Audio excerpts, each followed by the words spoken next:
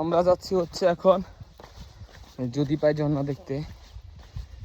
তো মাঝখানে ওই ক্যাপিটাল পাড়া নাকি দিতে পাড়া আছে, ওইটাতে যাবো। ওইখান থেকে হচ্ছে যদি পাই।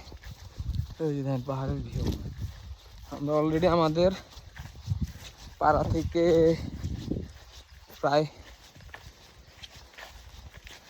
1500 থেকে 2000 ফিট উপরে উঠে আসছে। এখনো শুধু উঠতেছি পাহাড়। এভাবে 3 ঘন্টা উঠতে হবে, তারপর প্রায় আবার 2.5 ঘন্টা 3 ঘন্টা আমার পরে ঝর্ণাটা।